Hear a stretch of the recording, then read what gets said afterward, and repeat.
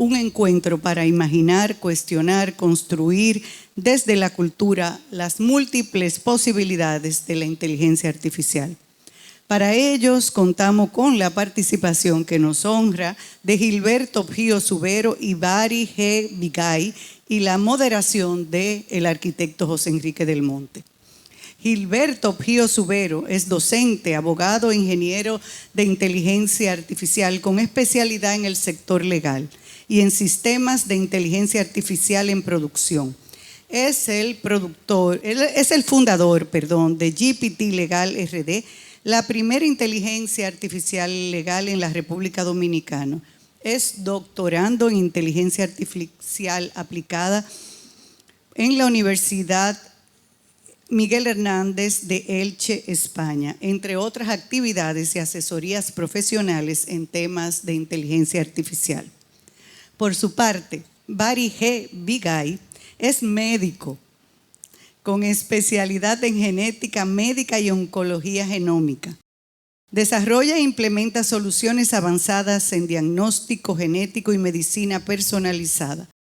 Es docente de bioinformática genómica de la Universidad Internacional de Valencia, miembro del Colegio Americano de Genética Médica y Genómica y director científico del Laboratorio Dominicano de Inteligencia Artificial LIAT. Es también gestor cultural y escritor.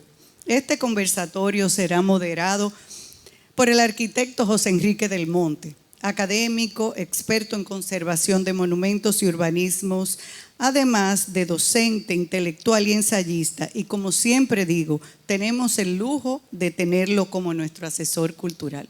Adelante, José Enrique. Bueno, muchas gracias, Carmen Rita. Muchas gracias, Bari y Gilberto. Por fin nos encontramos aquí después de haber elucubrado este conversatorio y cómo llevarlo al terreno que nos ocupa, que es la cultura, la creatividad, el arte, y que vamos a dialogar en este momento. Ustedes saben y sabemos todos que la historia de la humanidad más bien se resume en el dominio de la tecnología. O sea, desde que estamos en las cavernas y salimos de las cavernas, siempre la tecnología ha permitido el paso hacia adelante de lo que termina siendo la humanidad hoy en día. Y así seguimos. Bueno, estamos ahora viendo el viaje de Artemis 2 y entonces eso es un reflejo de nuestra realidad. Pero hay muchas otras cosas que suceden a nuestro alrededor. Y cada vez que viene un punto de quiebre con la tecnología, la humanidad da saltos. Recuerdo que don Manuel de Jesús Troncoso de la Concha, en su libro Narraciones Dominicanas, cuenta cuando trajeron aquí al Parque Colón la primera lámpara de gas, que era un artefacto, y él tenía que encenderla. Y nadie quería ser el primero que la encendiera porque podía explotar. Entonces hicieron toda una búsqueda de alguien, y había alguien del mercado que quedaba precisamente frente a nosotros, que dijo, yo me atrevo a prenderla. Entonces él fue con una llama y todo el mundo alejado, pero él estaba allá, hasta que prendió la lámpara y no explotó. Entonces ahí, El otro momento también fue cuando el teléfono llegó a la República Dominicana, que se hizo la primera llamada, y el presidente de la República, cuando tomó el teléfono, que habló directamente, dijo, bien por el progreso. O sea, estamos hablando siglo XIX. De manera que cada vez que hay un evento como ese, marca las sociedades, marca el presente y nos da esperanza para un futuro mejor. Sin embargo, con la inteligencia artificial, que es algo que oímos a diario y que todo el mundo lo recalca y lo repite, quizás no sabemos mucho de la inteligencia artificial, quizás estamos en la puntica de la información que ustedes sí dominan, y por eso este es el objetivo de este conversatorio. Y me atreví a buscar 3 criterios, uno que es del entusiasmo de la celebración de que existe la inteligencia artificial, uno que es comedido y uno que es alertador. Entonces me voy a permitir leerlo. El primero dice, la inteligencia artificial permitirá a las personas hacer cosas que antes eran imposibles, amplificando el ingenio humano. Eso lo dijo Jeff Bezos, que es el fundador de Amazon, filántropo, etc.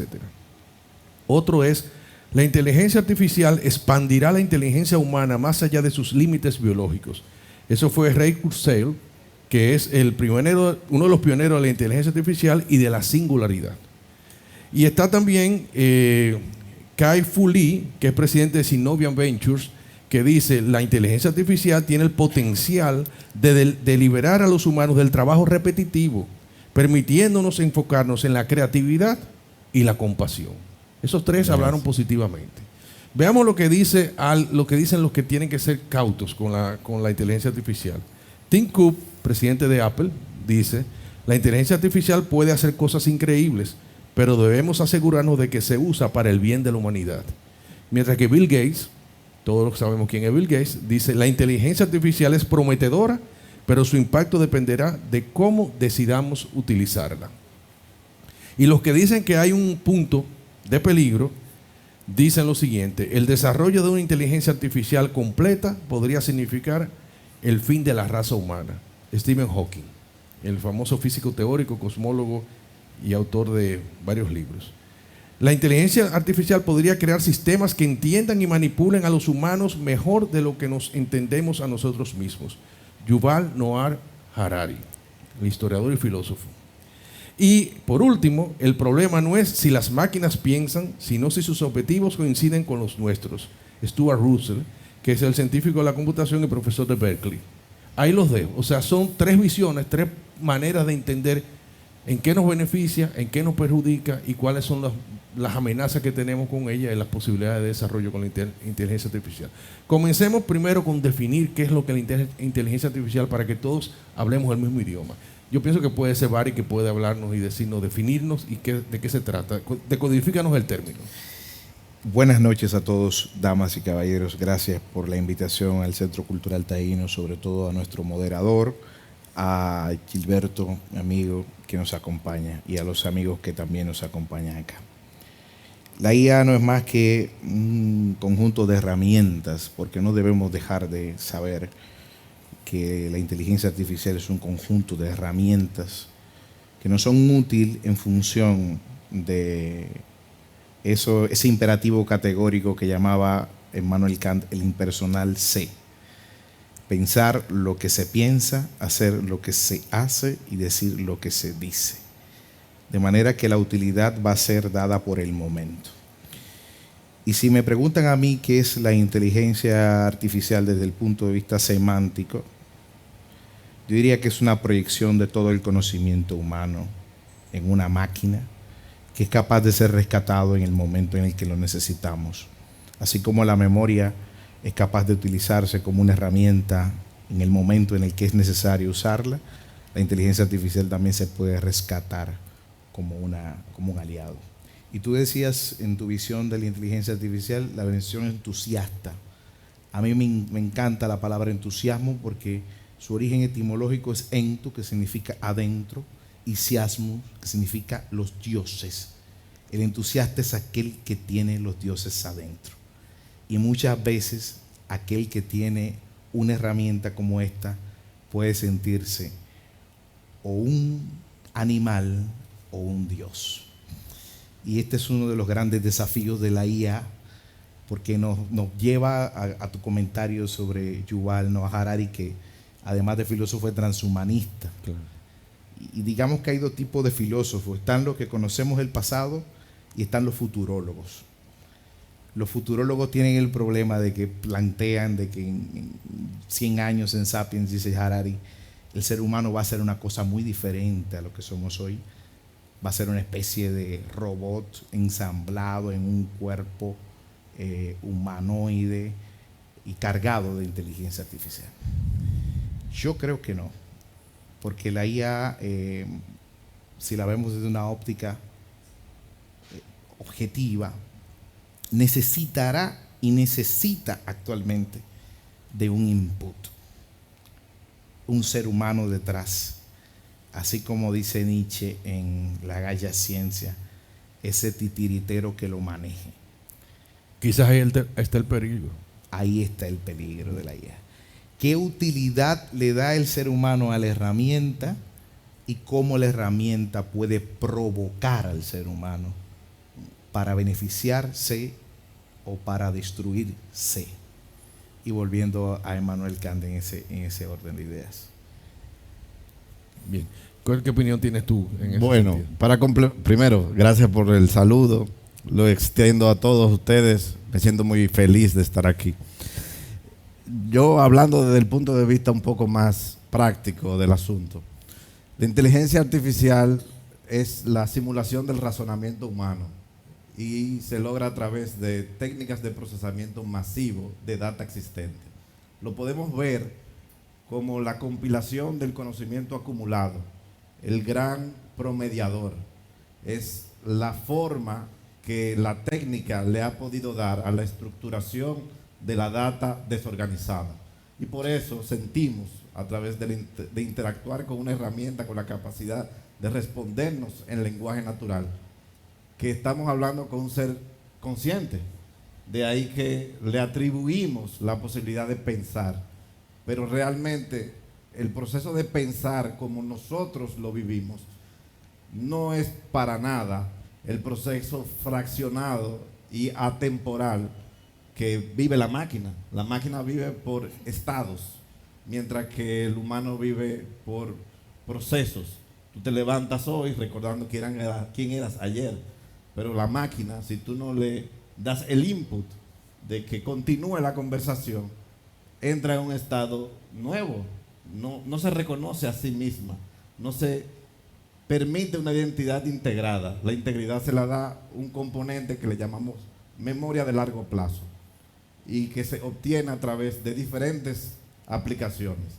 Entonces, si luego de explicar por qué nos da la sensación de que piensa como un humano, quisiéramos hacernos la pregunta de si su estado puede evolucionar hasta mantenerse en ese estado, independiente a quien lo observa. Es decir, la máquina en ausencia del humano, ¿cómo evolucionaría versus cómo evoluciona al lado del humano? Porque es una función de optimizar su rendimiento respecto del usuario. Ahí te dejo esa pregunta. O sea, ¿él lo hace, la inteligencia lo hace sola o tú estás diciendo que podría hacerlo solo?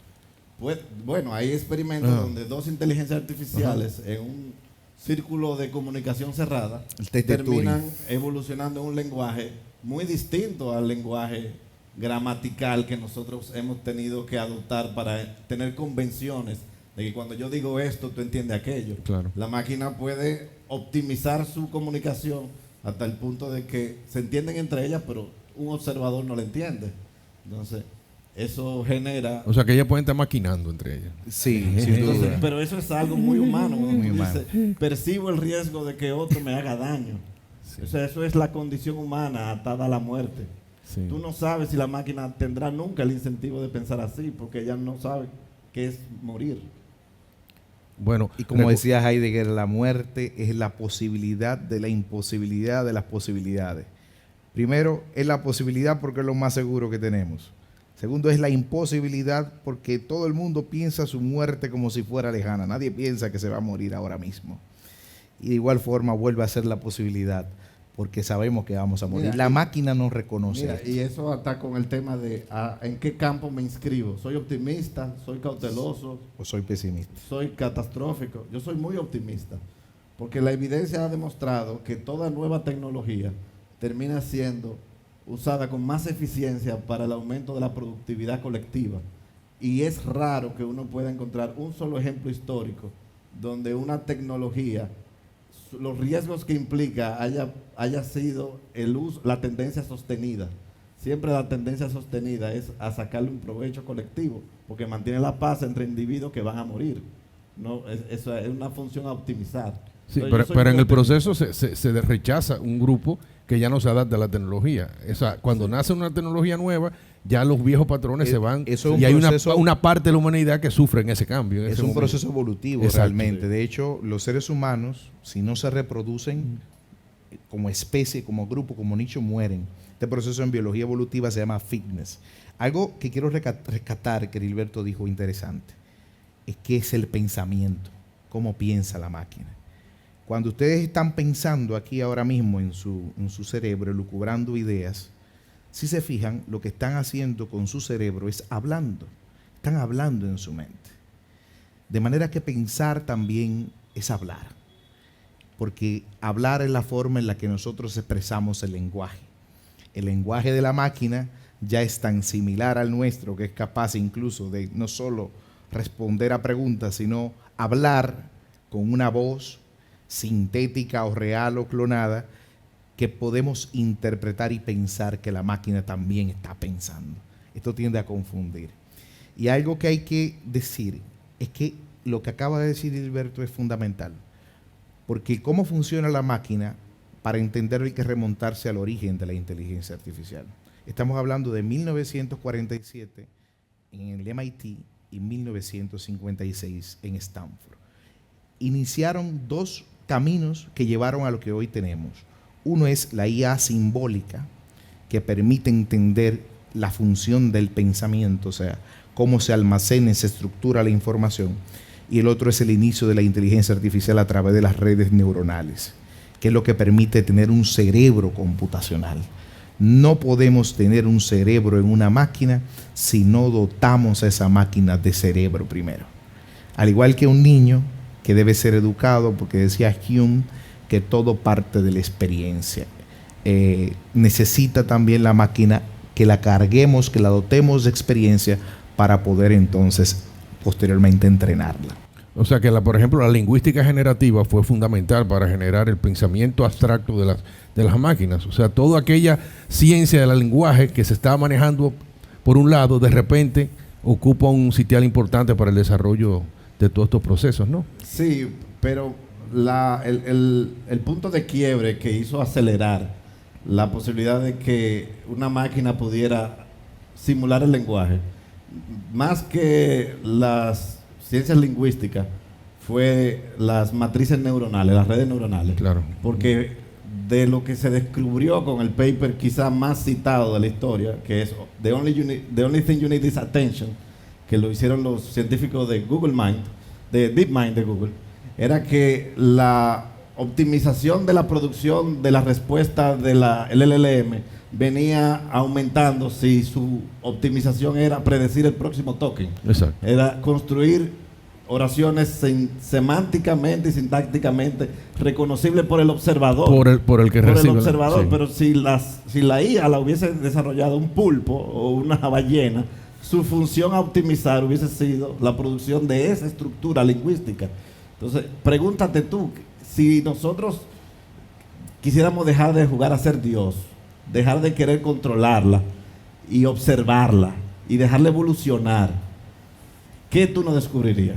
Porque ella se está comunicando al nivel del mínimo, o sea, ella se está igualando al observador, respetando sus límites de la comprensión. Pero no hay por qué pensar que ella no puede sobrepasar los límites de quien la entiende. Es por eso que Anthropic ayer lanzó el proyecto Glasswing para prevenir el tema del abuso en detectar fallas de primer día o bugs, de First Days Bugs, que son para explotar software como Microsoft, como mainstream. Ok, al pasito. Sí, yo creo que sería fundamental que le expliquemos, Gilberto, al público. Okay, yo entiendo que aquí hay un público variopinto de todas luces.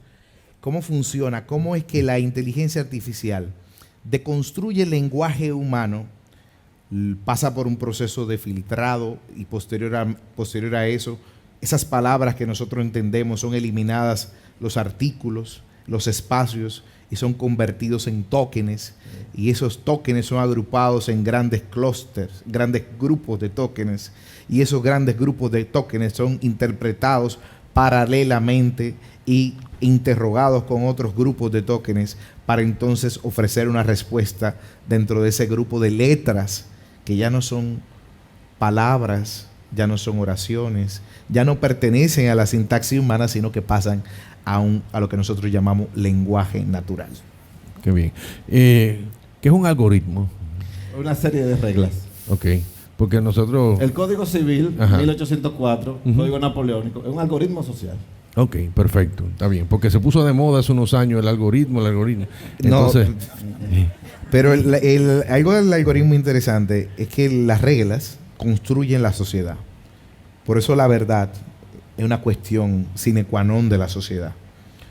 La verdad es que si tú asesinas a una persona en el estado de Texas, lo que te toca es la pena de muerte, porque esa sociedad ha decidido que lo que un conjunto de personas decidió que es correcto, bueno y válido, es su verdad.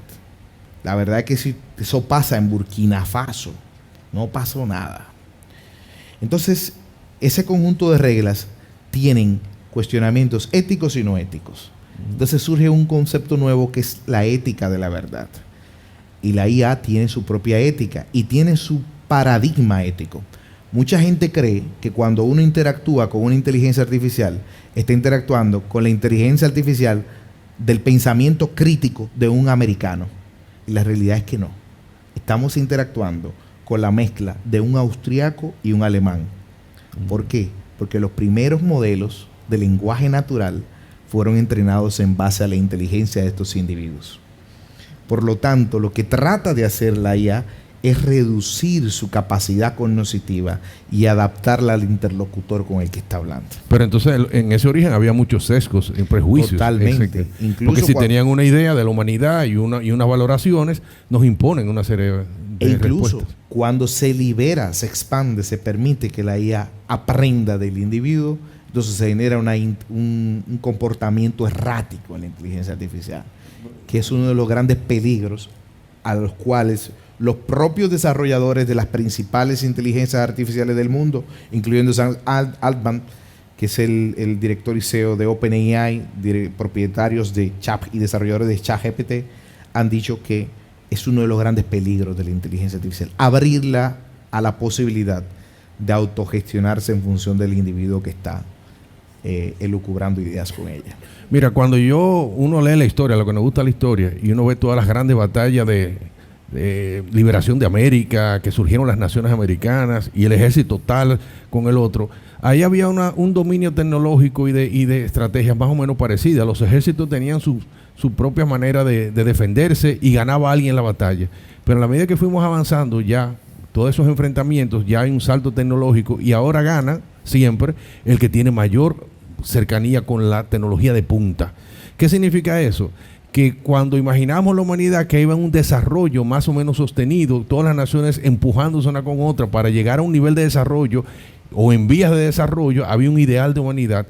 Y yo siento que con todo este aporte de la tecnología, el dominio de la tecnología, ya va a ser imposible alcanzar el desarrollo de muchas naciones que son los que dominan la tecnología.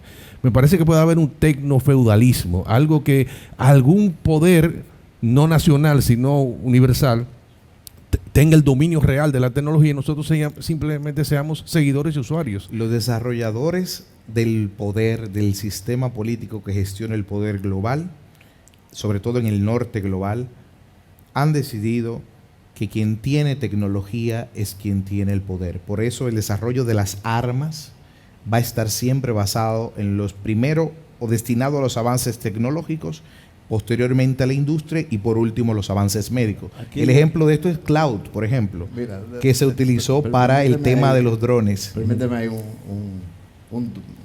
una opinión. A veces nos vamos por la parte catastrófica porque es muy llamativa. La gente asume que la prevención de riesgo es el incentivo más poderoso a la acción. Y sin embargo, cuando vemos los saltos tecnológicos que han dado las sociedades, de la pólvora, luego a la maquinaria, luego a la automatización, al uso de mecanismos bélicos más grandes, sí, marcan un periodo histórico, pero también lo marca la imprenta, también lo marca el teléfono, la electricidad, la educación global. Se verá ampliamente impactada por un aumento de la calidad de la redistribución del acceso a las mejores ideas. ¿Qué va a pasar? Va a pasar lo que ha pasado en el pasado. Una sociedad verá la gran ventaja obtenida por otra y va a apostar su generación de niños a estudiar de manera eficiente cómo poder maximizar el procesamiento de esta educación a su favor. Hoy en día, tú no necesitas un gran profesor en la frontera, basta darle un gran agente que tenga todo el conocimiento de la currícula para que ese muchacho y un muchacho aquí en Piantini reciban la misma guía educativa. Ese profesor trabajaría 24 horas, 7 días a la semana y ya ellos lo usan. Le llaman ChatGPT, pero podrían llamarle de otra manera, si se lo provee el Estado, si se lo provee los sistemas de educación, si lo provee el sector privado. Lo que va a ocurrir, en mi visión, es que el ejemplo de una nación sobresalir impulsará a las demás a decir, en esto vale la pena que nuestra generación de niños se enfoque. Y me parece que el aumento de la productividad asociada al acceso y procesamiento masivo de información transformará literalmente el modo de pensar de nuestros ciudadanos. La generación que vaya subiendo aprenderá más de los agentes de inteligencia artificial con los que interactúan día a día que de sus profesores. Porque los muchachos antes buscaban la respuesta en Google, pero antes de eso en carta, antes de eso en la enciclopedia británica. La función es obvia: maximizar el retorno sobre la inversión en el tiempo, de la energía del sujeto que quiera aprender. El muchacho va a aprender más y más rápido. Y va a ser bueno. Yo estoy de acuerdo contigo, hasta tanto el uso de la inteligencia artificial sea razonable. Por ejemplo, en el MIT se hizo un estudio donde se colocaron a un grupo de estudiantes a escribir un ensayo sin usar inteligencia artificial. Y a otro grupo de estudiantes se le pidió que escribiera el mismo ensayo sobre el mismo tema utilizando inteligencia artificial. Y luego se le pidió al grupo que lo escribió sin inteligencia artificial que le escribiera solo usando inteligencia artificial, solo dándole el input. Se demostró que la inteligencia artificial, no usada como herramienta auxiliar, sino como herramienta primaria, genera lo que ellos llamaron la deuda cognitiva. Utilizaron electroencefalografía y midieron que aquellos estudiantes que utilizaron inteligencia artificial para escribir el artículo tenían menos áreas del cerebro activadas relacionadas con la creatividad, el pensamiento crítico y la memoria, lo que generaría atrofia a futuro posteriori, que aquellos que escribieron su ensayo y lo revisaron simplemente con inteligencia artificial.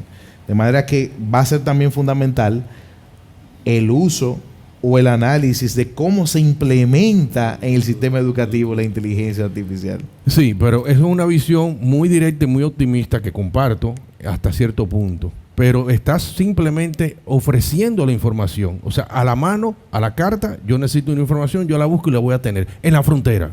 Desde aquí tú te conectas en la frontera. Pero falta el discernimiento, que es humano. O sea, cómo ese individuo que está en la frontera tiene la capacidad de analizar esa información que tú le estás mandando y decidir y determinar si es correcta o incorrecta, o si él se adhiere a ello o no. Esa capacidad se da en una interacción entre humanos. Entonces, no podemos solamente ver que nos facilitará el conocimiento, la información, nos economizará tiempo, energía, sino que también hay una condición humana que necesitamos todo lo que es la relación entre los seres humanos. Totalmente. A nivel fundamental te entiendo. Sí. Pero te voy a pedir que me responda una pregunta. Ok. Cuando tú le preguntas a Google algo y cuando tú se lo preguntas a un agente de inteligencia artificial, ¿en cuál de los dos escenarios se produce una conversación? Ah, no. En la inteligencia artificial es una conversación. ¿Y una conversación qué produce? Bueno, produce un diálogo y una aceptación o no aceptación de lo que tú estás hablando. ¿Y qué estamos haciendo tú y yo ahora? Lo mismo, pero lo estamos haciendo, pero fíjate una cosa, en la inteligencia artificial, porque quizás estamos en pañales, yo he tenido la experiencia que me da informaciones erradas. Sí, claro. Bueno, pero me la da muy claramente. Sí, o sea, tú pones quién es fulano de tal y te sale que es un futbolista de Sudamérica. Entonces, si tú no sabes, tú le vas a creer lo que te está diciendo. Entonces, me vas a decir que estamos en pañales. Sí, muchas están diseñadas también para dar pleitesía al individuo con el que está hablando, para favorecer la conversación y no discutir. O sea, habría que diseñar agentes de inteligencia artificial, que es otro concepto, como por ejemplo el doctor Gilberto ha creado un agente de inteligencia artificial llamado GPT Legal, que es un modelo que está entrenado con más de 38,000 documentos médicos, legales de la República Dominicana, jurisprudencias públicas que me permiten consultar como abogado en tiempo real toda la documentación que existe en base a la legislación vigente de República Dominicana. Entonces eso elimina un sesgo cognitivo que lo tiene el ser humano también, que es la alucinación, que es lo que comentaba el compañero del Monte. Y yo creo que es fundamental de que se generen agentes para cada escenario específico, agentes que sean validados, de manera que se demuestre que esa información es verídica, fidedigna, que no presenta alucinación y que está basado en una documentación que está previamente aprobada.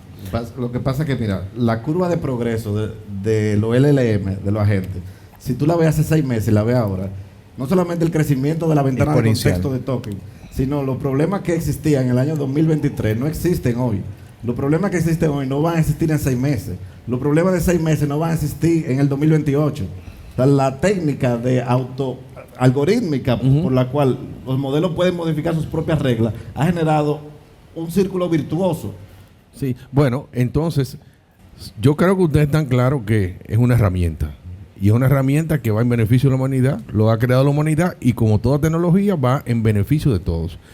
Ahí no tenemos duda y en términos económicos el mundo se va adaptando a los procesos de producción en base a esa realidad que existe y simplemente tenemos que quitarnos un poco ese temor que tú mencionabas. Ahora viene la parte que nos atañe a nosotros como gestores de la cultura, hacedores de culturas, manejadores del arte. Está la parte no artificial, es la parte del sentimiento del ser humano. El ser humano es un colectivo de sentimientos, de reacciones. O sea, todo en la vida no es ni blanco ni negro, sino todo un arcoíris de posibilidades, de estados de ánimo, de muchísimas situaciones que tú estás pasando en un momento dado. Y entonces el arte es esa respuesta. Cuando tú colocas un texto hecho por un humano y un texto artificial, ¿dónde queda la validación de la autenticidad del sentimiento? Quizás el texto lo estás viendo y uno y otro se te parecen correctos y posiblemente la inteligencia artificial maneja mejor el resultado, pero se queda fuera el elemento humano que es el sentimiento. Los dejo a ustedes. Si tú me lo permites, yo creo que el tema está en la estética.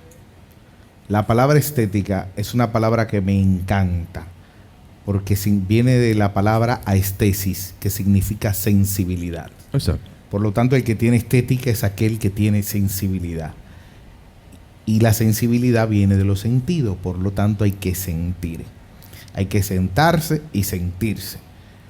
Y yo digo, ¿puede la inteligencia artificial, esto es una pregunta abierta al público, ¿no?, generar un sentimiento? ¿O puede estimular en lo más profundo de nuestro cerebro pasiones desordenadas? Si yo les pido, hago un experimento aquí social y les pregunto, piensen en el recuerdo más feliz de su vida. Ese recuerdo que acaba de llegar a su mente, que he invocado, se llama recuerdos flash.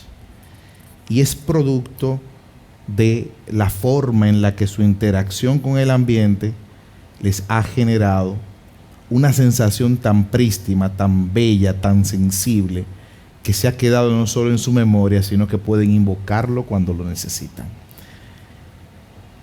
Y puede la inteligencia artificial generar eso, generar emociones desordenadas, o generar otra palabra que a mí me encanta, que aprendí su significado hace 2 meses, que es la palabra recuerdo. ¿Qué es un recuerdo? La palabra recuerdo viene de concordis, que significa volver al corazón. Para los griegos, el corazón y la palabra casa era lo mismo. Por eso cada vez que termina un mito griego dice, terminaron la guerra y volvieron a casa. Porque vuelve a casa el que tiene casa. Y tiene casa aquel que tiene a alguien que lo está esperando. Por lo tanto, recordar es volver a casa. Y digo yo, ¿la inteligencia artificial nos puede hacer recordar o nos puede hacer revivir el recuerdo? 100%. Sí, eso lo puede hacer. Tomando la pregunta tuya.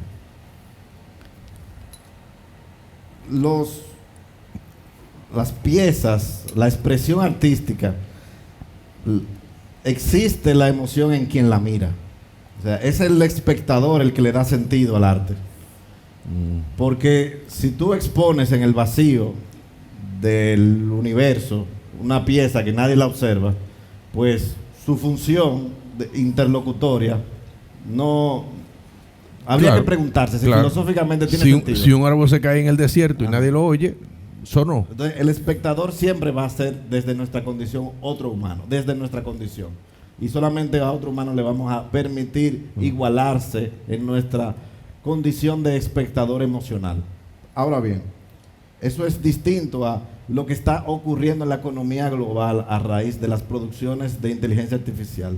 Recientemente compartí con ustedes que el último informe de la ONU sobre el tema de propiedad intelectual asociada a la música decía que todos los meses están subiendo 500,000 canciones nuevas a las plataformas de comercialización digitales, totalmente ya imperceptibles de la gente, del humano. Tú igual te vas a reír, igual vas a llorar, si te gusta, si no te gusta, no importa. El caso es que 28% de los ingresos proyectados para artistas de la música y de lo visual se ve que va a decrecer de aquí al 2029.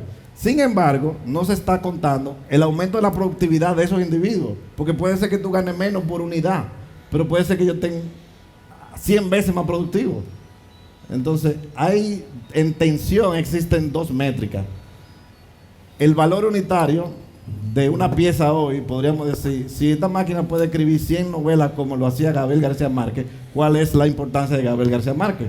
Ok, pero también si tú dices, hay 1,000 personas más o millones de personas más que van a entrar en contacto con algo que no entraban en contacto antes, ¿cuál es el rol cultural de la difusión de ese algoritmo representando la imagen, la semilla que le puso Gabriel García Márquez al contexto inicial que sirvió para el entrenamiento de esa red neuronal? Que nos lleva a pensar cuál es nuestro rol en la cultura global. Solo el 2 al 3% de los datos colectivos del Caribe y Latinoamérica son parte de los corpus de entrenamiento de modelos del lenguaje.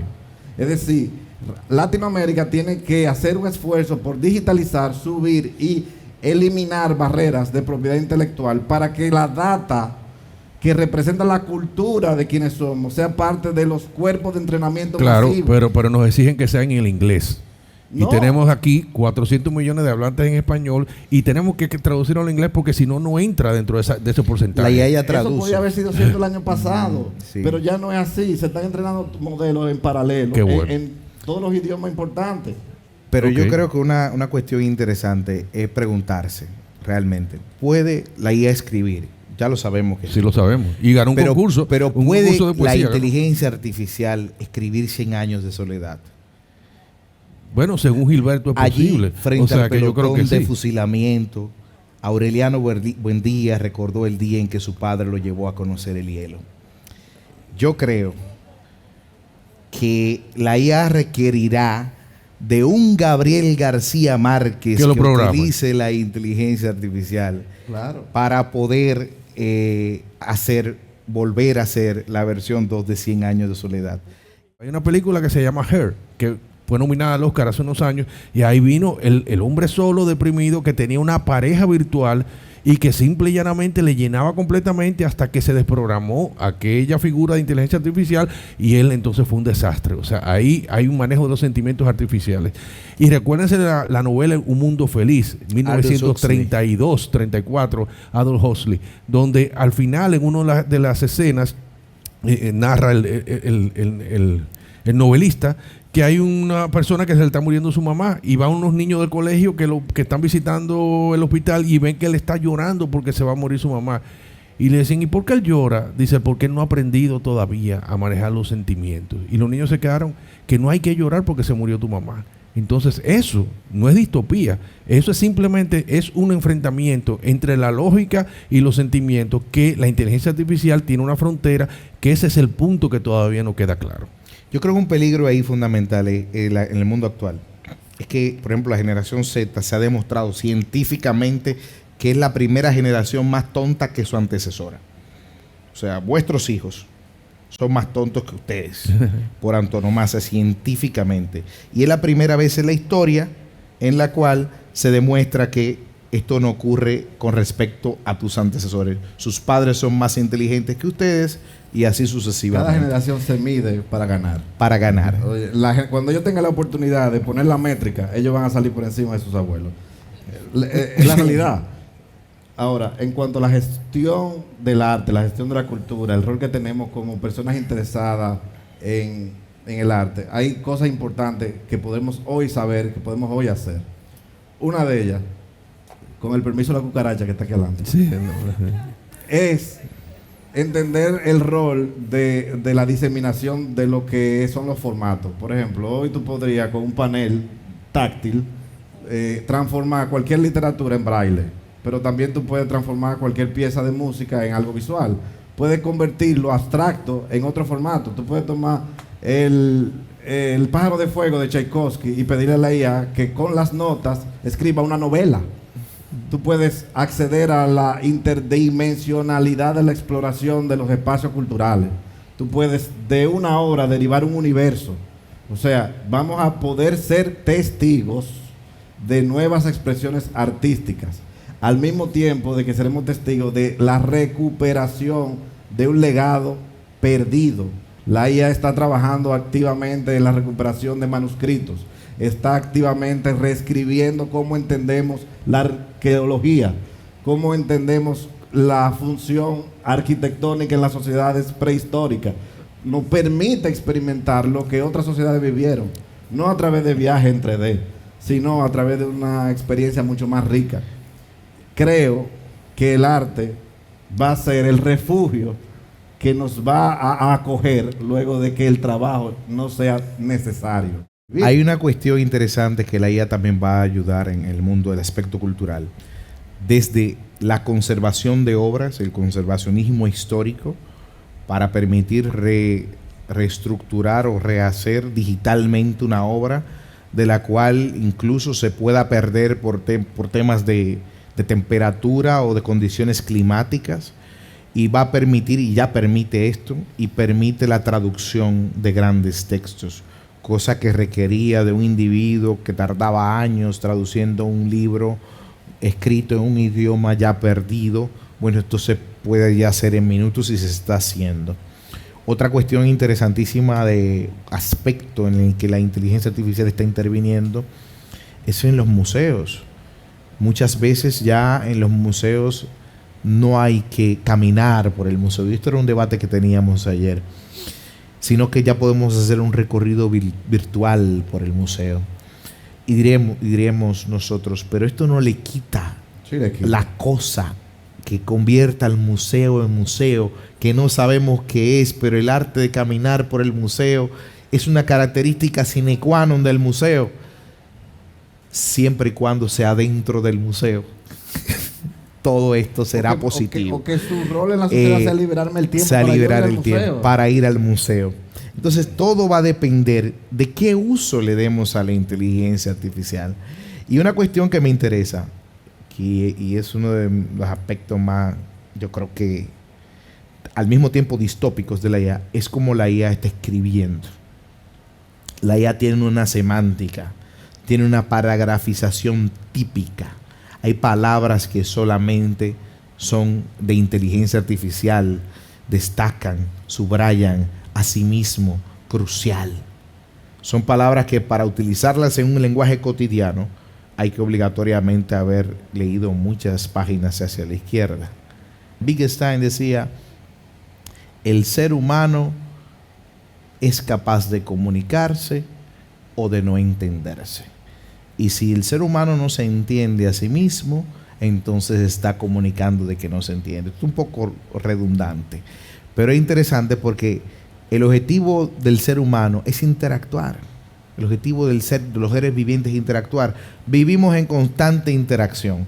Actualmente estamos interactuando con la inteligencia artificial y al mismo tiempo, implícitamente, ella está interactuando con nosotros. Bueno, el tiempo, ¿no? El tiempo lo tenemos limitado, pero no quiero dejar de tocar el tema, y más que tú eres el abogado. La autenticidad en una obra de arte, en la cultura, en el arte, a partir de todas estas herramientas de inteligencia artificial, la propiedad intelectual de quién es, la distribución del arte, el valor del objeto táctil, el objeto sensorial, el espacio donde contiene el objeto, todas esas cosas, ¿cómo se manejan? Es interesante porque hay una economía muy grande alrededor de la escasez y la automatización de la reproductibilidad on demand elimina el factor escasez y elimina el tema de lo especial. Entonces aquí voy a hacer dos cosas. Primero, explicar por qué existen leyes que prohíben la reproducción para mantener la escasez. Es una función para incentivar al artista o al productor a no abandonar el esfuerzo de a ser recompensado con el precio de vender. La inteligencia artificial, al facilitar esto, entra en choque con todo un bloque normativo, y hoy en día el estándar, tanto en Europa como en Estados Unidos, es que no se le reconoce propiedad intelectual a producciones que han tenido una interacción con una IA. Ok, eso no significa que tú no puedas hacer una obra y editarla con IA. Tú haces la obra y luego la editas con IA. Pero la parte que la IA hizo, tú no la puedes reclamar enteramente como tuya. Entonces el truco es que entonces el autor edita sobre la edición que hizo la IA y cierra ese ciclo. Eso es uno. Dos, el tema de el cambio a futuro. Yo veo que va a venir un cambio en las reglas de propiedad intelectual a nivel global.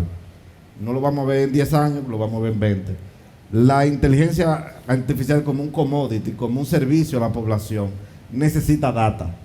Y tú poner tu data atrás de un cajón y cerrarle y decir, no, con mi data no entrene tu modelo. Realmente tú estás jugando en tu contra, aunque no lo parezca. Sí. Porque tú estás privando a la conciencia colectiva. Europa ya lo hizo. De tomarte en cuenta. Entonces, eso va a evolucionar. Hoy en día no tiene autoridad, no tiene IP, pero en el futuro podría tener. Y ciertamente muchas reglas de lo que es publicable y es tuyo, entonces va a cambiar si es tuyo o no es tuyo, después que es ingestado por un modelo de inteligencia artificial. Muy bien. ¿Y cómo nos va a afectar la inteligencia artificial en todos esos aspectos que tú manejas desde la medicina, la genética, todo ese mundo tan científico? Miren, para ser genetista hay que estudiar cerca de 13 años. Y algo interesante, todo lo que yo estudié para detectar cuál es la variante, la mutación que causa la enfermedad, yo creé un agente de IA que lo hace en 1 minuto. Lo que a mí me cuesta 6 horas hacerlo manualmente, este agente de inteligencia artificial lo puede hacer en 1 minuto. ¿Qué significa esto? Que aumenta la productividad y aumenta la eficiencia.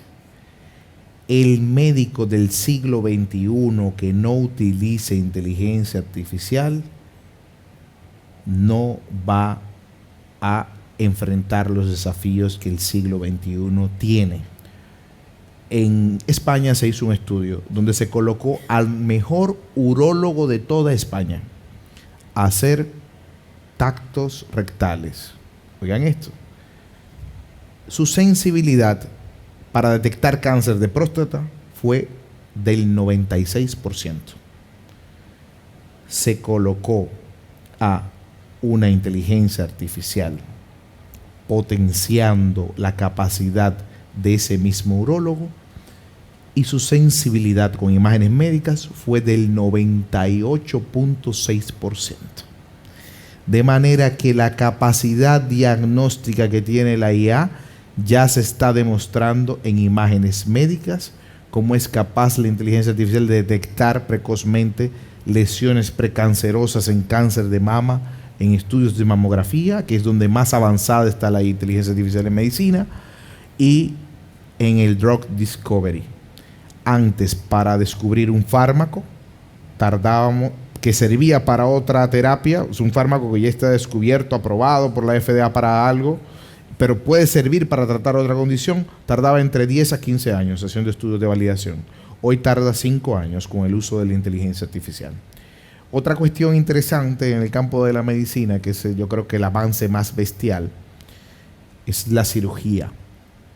Aquí en Dominicana, yo trabajo con el grupo de urólogos de la Clínica Abreu, en MedicalNet, se opera con un robot llamado Da Vinci.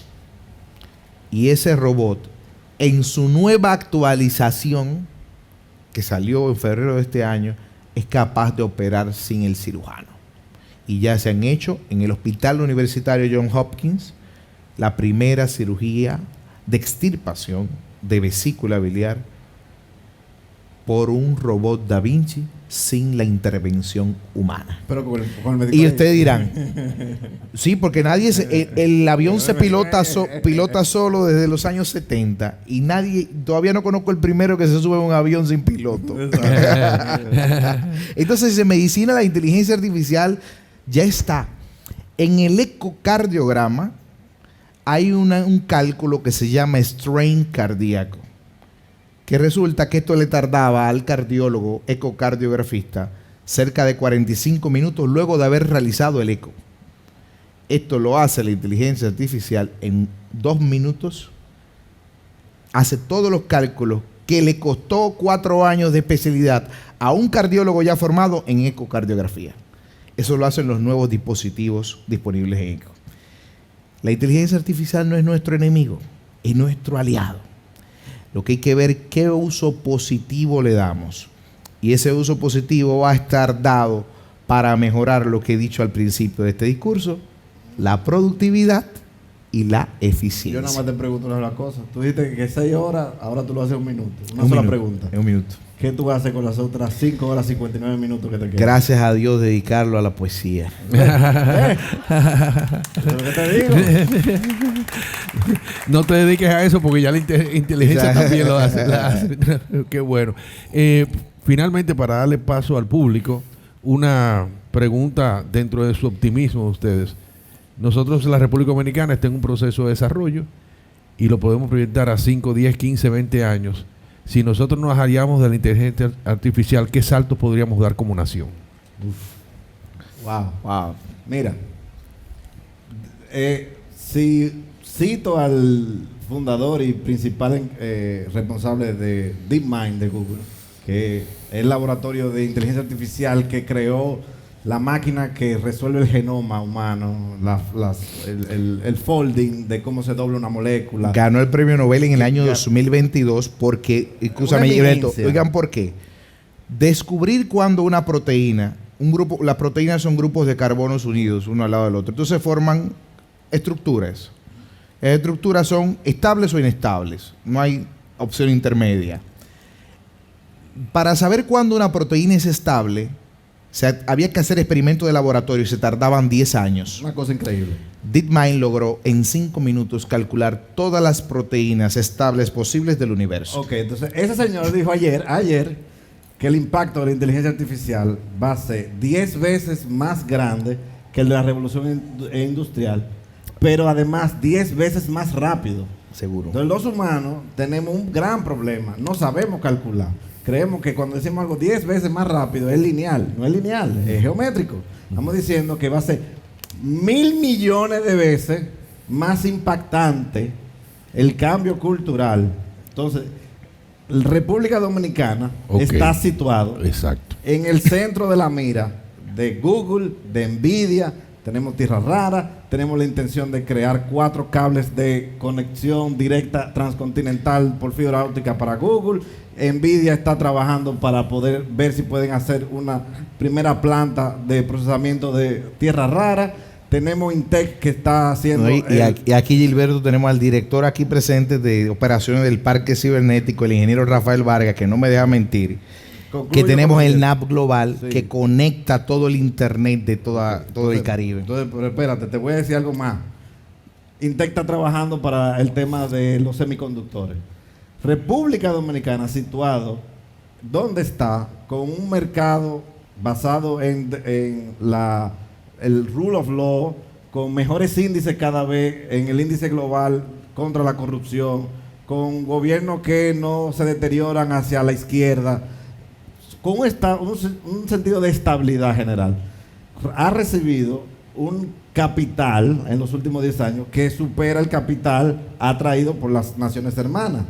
Estamos en el mejor momento posible para ver un salto de 100 años en una sola generación, donde las universidades puedan dar la misma formación que le están dando a los muchachos en el MIT, la reciban aquí, porque el conocimiento puede ser fungible a través de la implementación de este tipo de tecnología. Y esa es mi apuesta. Vamos a tener mayor productividad asociada al trabajo, vamos a tener un aumento de la productividad que va a permitir la creación de nuevos empleos que hoy no se conocen. Cada compañía va a tener un encargado de inteligencia artificial interno y gestión de datos. La razón para estudiar ciencia de datos se va a multiplicar y vamos a tener un escalamiento del nivel de la clase media hacia arriba. ¿Cuál es el reto? Que los que están en la clase baja tengan el entusiasmo para poder entender que invertir su tiempo en aprender de esto da más sentido que hacer Uber o hacer otra cosa o hacerlo al mismo tiempo. Esa es mi apuesta. ¿La tuya? Yo quiero rescatar un pensamiento de un escritor llamado Diego Fusaro. Anoten ese nombre, que es el nuevo Yuval Noah Harari. Diego Fusaro dice: vivimos en la sociedad del disenso. No hay un cambio en la humanidad que no se haya generado a raíz del disenso. La revolución industrial, la guerra civil española, la revolución francesa, la independencia de todos los países, se necesita gente que disienta, y nosotros somos los actores clave que tenemos que disentir de la IA para que la IA también disienta de nosotros y se generen esos cambios sociales que Gilberto dice. La dialéctica. Muy bien. La dialéctica. Tú sigues siendo como Aristóteles y Platón. Sí. Bueno, muchísimas gracias. Entonces ahora el público tiene la palabra. Vamos a ver, un buen aplauso a los ponentes.